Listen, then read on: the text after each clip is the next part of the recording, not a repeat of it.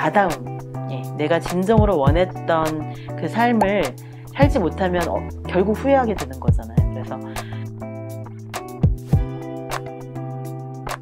서른이 되는 것도 참 대단한 일이지만 네. 또 마흔이 되는 것도 심리적으로 쉽지 않은 일인 것 같아요. 네.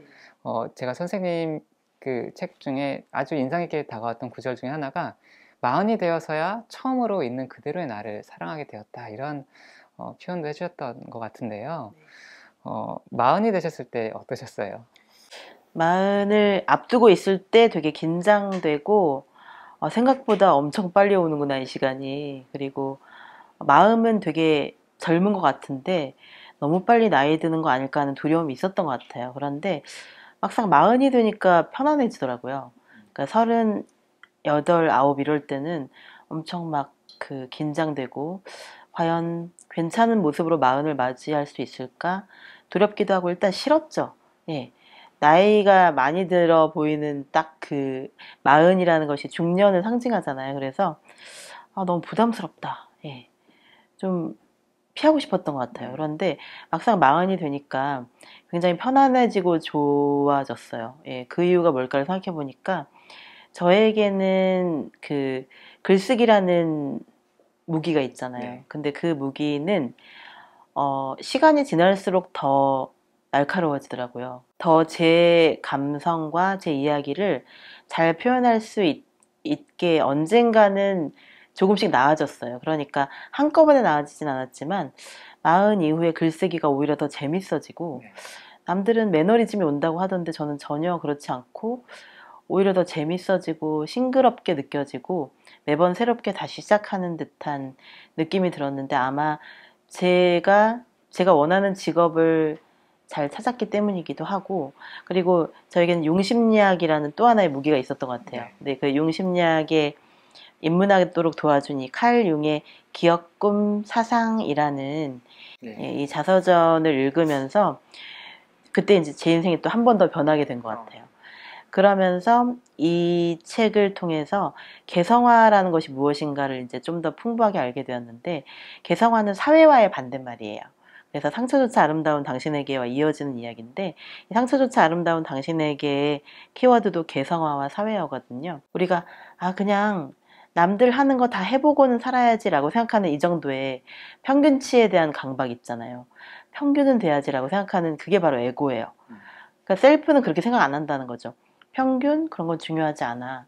네가 진짜로 원하는 게 뭔지 직설적으로 솔직하게 원색적으로 말해봐 라고 생각하는 게 셀프예요. 그러니까 어떤 다른 사람의 시선에 휘둘리지 않고, 다른 사람이 뭐 아무리 멋진 모습을 보여줘도 내가 어울리지 않은 것이면 쳐다보지 않고 진짜 나의 길을 향해서 뚜벅뚜벅 갈 수 있는 용기를 지닌 존재가 셀프거든요.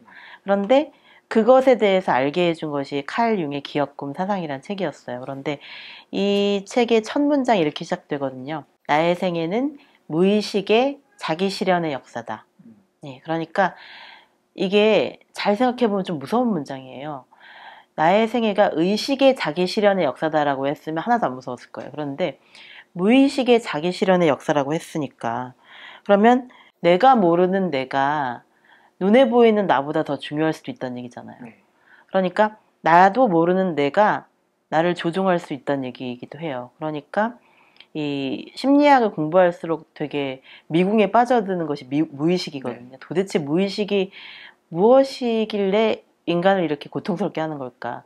왜 우리는 겉으로는 괜찮다고 생각했는데 꿈에서는 악몽을 꿀까?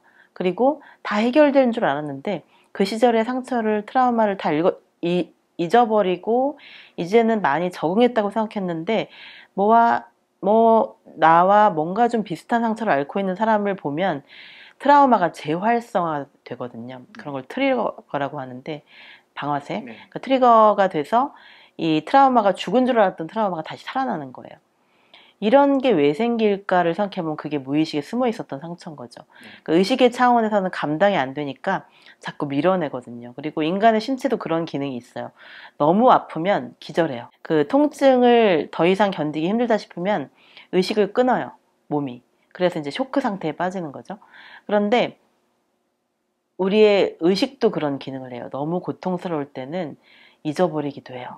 잊어버리기도 하고, 그리고 잊어버린 척하기도 하고, 예. 그런데 그렇게 해도 안 되는 게 무의식이라는 거예요. 그렇다면 무의식은 상처의 집합소냐? 그건 아니에요.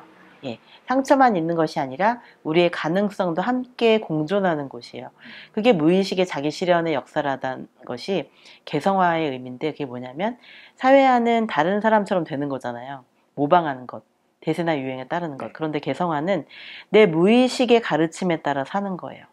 그러니까 남들처럼 살라고 하는, 성공과 어떤 대세나 유행을 따르라고 하는 그 에고의 삶이 아니라 너 자신의 뜻에 따라, 너 자신의 의지에 따라 오직 네가 원하는 그 삶을 살기 위해서 다른 누구의 눈치도 보지 말라는 것이 개성화의 삶이거든요. 그래서 제가 작가의 삶을 선택할 때는 정말 모질게, 예, 부모님과의 관계도 좀 그때는 안 좋았어요. 예, 모질게 좀 끊었고, 예, 완전히 절연한 건 아니지만 부모님이 좀 이해를 못했죠. 예, 그렇게 열심히 공부를 하고 박사학위까지 받고서도 왜 다시 처음부터 작가의 길을 간다고 하는지, 예, 왜 박사학위를 사용하지 않는지 이런 것도 이해를 못했죠. 그런데 제가 글을 쓰기 시작한 뒤에 그 개성화가 정말로 시작된 그 순간부터는 더 이상 평론이 아니라 저만의 글, 예, 제 삶의 이야기, 그게 이제 시기적으로는 그때 알았더라면 좋았을 것들, 네. 그 책이 나왔을 때예요.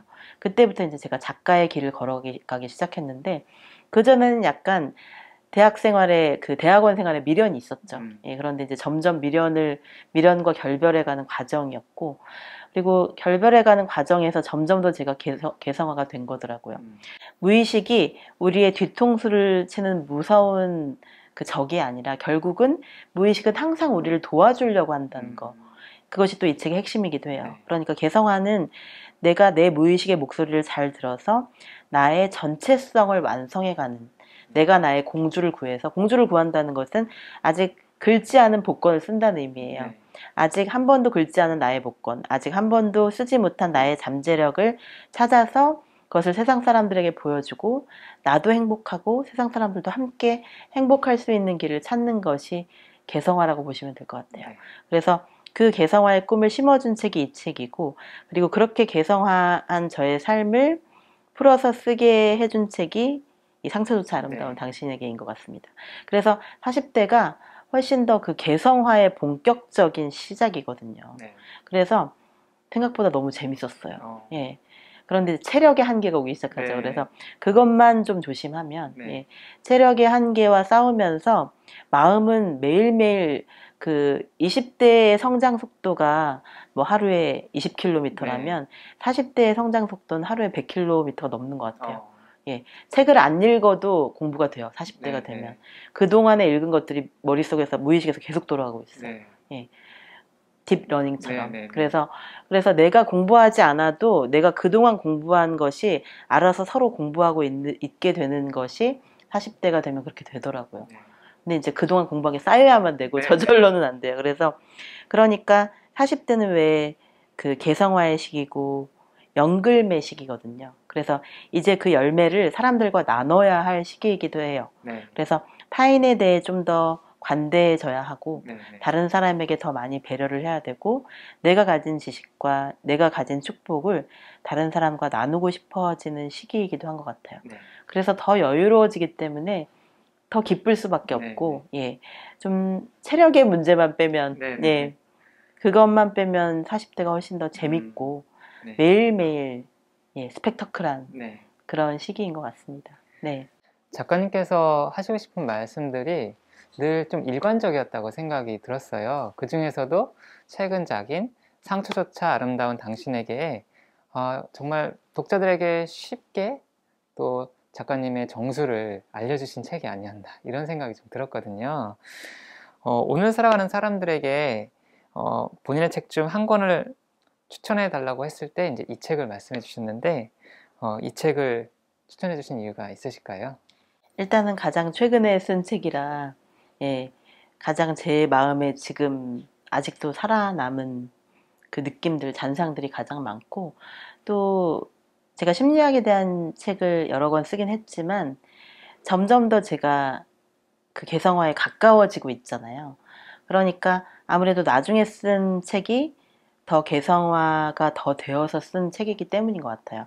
그러니까 상처조차 아름다운 당신에게라는 이 책은 이제 이 표지 자체가 되게 재밌잖아요. 그래서 책은 되게 심각해 보이는데 이 그림이 되게 유머러스해서 저는 이 그림을 뽑았는데, 이렇게 6개의 우산을 한꺼번에 다 쓰고 가도 우리는 비를 다 막지 못할 거예요. 그러니까 비는 상처, 자극, 트라우마 이런 것을 상징하죠. 그래서 그 비가 막 들이치는데 60개, 600개의 우산을 써도 인간은 그걸 다 막지 못해요. 그게 인간이라는 거죠. 그러니까 방어기제라고 생각을 해요, 우산은. 그래서 방어기제를 아무리 현란하게 작동을 시켜도 우리는 우리에게 다가오는 모든 상처를 다 막지 못해요. 그러니까 제가 그 심리학 강연을 하면서 가장 많이 받는 질문 중에 하나가, 어떻게 하면 상처를 아예 안 받고 살 수 있을까요? 이런 질문들을 많이 하세요. 그런데 그런 요술이 있다면 저도 부리고 있겠죠. 저도 원래 그런 마음으로 심리학을 공부를 시작했는데, 오히려 심리학을 공부해 보니까 이게 상처를 안 받기 위한 기술이 아니라, 상처가 나에게 해를 끼칠 수는 있지만 그게 나를 완전히 파괴시킬 수는 없다는 걸 심리학을 통해서 알게 된 거예요. 그러니까 상처를 통해서 파괴되는 것은 나의 부분이지 전체가 아니라는 거. 그리고 그 부분은 얼마든지 수리가 가능하다는 거. 아무리 망가진 영혼이라도 수리가 가능하다는 것을 보여준 것이 저에게는 심리학의 힘이었어요. 일종의 자기 자신의 믿음이라고도, 믿음이 필요하다고 그럴 수 있겠네요. 그래서 자기 자신의 자기 치유력. 자기 치유력. 그러니까 왜 면역력이라는 것도 그렇잖아요. 그래서 의사분들이 가끔 그렇게 말씀하실 때 있어요. 이제 내가 할 것은 다 했다. 이젠 환자분이 나으셔야 된다고.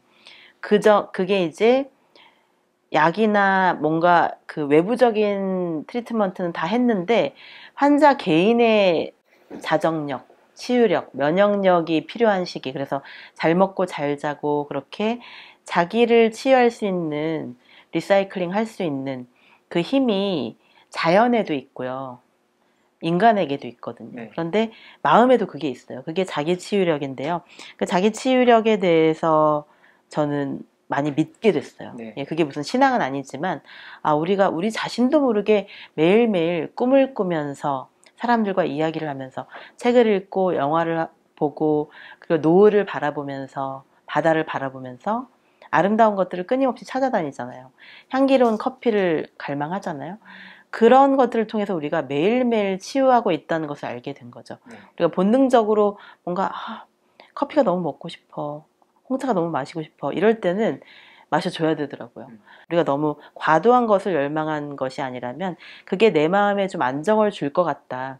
그것은 우리 마음이 뭔가 갈망하고 있는 어떤 무의식적으로 원하는 치유의 길인 것 같아요. 그래서 저는 차를 마시면서 티타임을 가지면서 책을 읽거나 아니면 음악을 들으면서 차를 마시면서 책을 읽을 때 완벽한 행복을 느끼거든요. 그래서 그런 것들이 매일매일 제가 저도 모르게 저를 치유하는 액션이었다는 것을 알게 된 거죠. 그래서 저의 심리 테라피이자, 그리고 제가 저의 잊고 있었던 트라우마를 다시 생각하게 되는 그런 과정도 써 있고요. 저는 이 책에서 그 중간에 나온 표현 중에 향연이라는 단어가 마치 저에게 전구를 탁 켜주듯이 나는 요즘 소중한 사람들과 향연을 즐기고 있어 라는 말씀이 있으셨잖아요. 그 되게 와닿았거든요. 그게 뭉클 스토리가 하는 작업이 결국 이제 향연인 거죠. 심포지엄. 행복한, 그러니까 사랑하는 사람들과 소중한 이야기를 함께 하는 것 자체가 잔치고 심포지엄이고 향연인 거죠. 그러면 책의 한 대목을 읽어드릴까요? 상처조차 아름다운 당신에게 중에서 제가 쓰면서 가장 힘들기도 했고 기쁘기도 했던 장면을 읽어드리도록 하겠습니다. 나는 한 번도 행복하지 못했다는 것을 깨달았던 29의 그 겨울을 기억한다. 그 깨달음은 못 견디게 아프기도 했지만 커다란 해방감도 동시에 가져왔다. 어떻게 해야 부모님의 착한 큰딸이라는 감옥을 벗어날 수 있을지 그것만 생각했다. 나의 삶을 찾아야만 부모님도 제대로 사랑할 수 있었다. 나는 엄마가 날리는 방패연이었다. 원래는 엄마가 꼭 붙들고 있었다. 엄마가 실을 잡아당길 때마다 나는 더 높이, 더 빨리 하늘을 날아야 했다. 내가 날고 싶어 나는 게 아니었다. 엄마의 기대와 집착이라는 얼레가 나를 억지로 날게 했다. 나는 엄마의 기대만큼 훌륭한 사람이 될 수 없을 것 같았다. 부모님은 지극히 착한 사람들이었지만 나를 향한 사랑에는 네가 잘 되어야 우리가 잘 살 수 있다는 기대감이 떠나지 않았다. 그 기대감이 나를 무시무시한 힘으로 옥죄고 있다는 사실을 부모님은 몰랐다. 엄마, 이제 제발 나를 붙잡고 있는 그 얼레의 실을 끊어줘. 나는 그렇게 부탁하고 싶었다. 아직 그럴 용기가 없었다. 엄마를 실망시키는 딸이 되고 싶지 않은 마음이 내 안의 단호함을 가로막았다. 얼레가 절대 날 놓아주지 않으니 내가 갑자기 하늘 높은 곳에서 강력한 돌풍을 만나 홀로 갑자기 끊어지는 수밖에 없었다. 그러려면 일단 높이 올라가야 했다. 내가 아무리 멀리 날아가도 엄마가 얼레를 계속 돌리는 듯한 느낌이 들었다. 한 번도 부모님의 뜻을 거슬러 본 적 없는 모범생, 착한 큰딸, 집안을 일으켜야 하는 존재라는 부담감으로 얼룩진 이 얼레의 줄을 끊을 기회가 찾아왔다. 첫 번째 유럽 여행이었다. 아르바이트로 열심히 돈을 모아 간신히 첫 번째 유럽 여행을 떠날 수 있었다. 태어나서 그렇게 멀리, 그렇게 오랫동안 가족을 떠나본 적은 처음이었다. 미치도록 좋았다. 유럽이 좋아서만은 아니었다. 엄마의 집착 어린 사랑이라는 얼레로부터 탈출할 기회를 찾았기 때문이었다. 나는 이렇게 자유롭게 살 수 있는 존재인데 아무런 직업도 아무런 계획도 없이 살아도 이토록 행복할 수 있는 존재인데 그동안 집과 학교밖에 모르는 갑갑한 모범생으로 살아왔던 것이다. 저는 유럽 여행 이후에 처음으로 제가 한 번도 행복한 적이 없었다는 것을 알게 됐어요. 그게 너무 충격이었어요. 행복한 줄 알았거든요. 그런데 그건 행복이 아니라 요구된 행복, 사회화된 행복, 개성화라는 것은 결국 내가 사랑하는 나의 발자국을 남기는 것이고 그 발자국이 무슨 뭐 족적을 남겨라, 뭔가 위대한 업적을 남겨라 이런 뜻이 아니라 나다움, 예, 내가 진정으로 원했던 그 삶을 살지 못하면 결국 후회하게 되는 거잖아요. 그래서 후회가 덜한 삶, 그리고 내가 사랑했던 나의 모습을, 예, 나의 행복했던 모습을 조금이라도 남기고 갈 수 있다면, 그리고 그 사람, 그걸 읽거나 본 사람들이 그들의 행복을 찾는 데 도움이 됐다면, 그거야말로 우리의 개성화가, 예, 타인의 삶에도 좋은 영향을 끼치는 것이 아닐까. 그게 저의 기쁨이고, 제가 글을 쓰는 이유라고 말씀드리고 싶습니다. 오늘 이 시간 통해서 저도 네. 돌아가면 저의 네. 개성화에 대해서 정말 진지하게 다시 생각해 봐야겠다는 결심을 하게 됐습니다. 네. 이렇게 정여울 작가님 모시고 네. 우리가 인생에 대해서 작가의 소재라는 주제로 많은 이야기를 나눴던 것 같습니다. 소중한 시간 함께 해주셔서 너무나 감사드립니다. 네, 감사합니다. 감사합니다. 그리고 뭉클 스토리에도 계속 좋은 일이 많이 일어나기를, 네. 또 텍스트 칼로리도 무한 번영하기를 바랍니다. 감사합니다. 네, 감사합니다.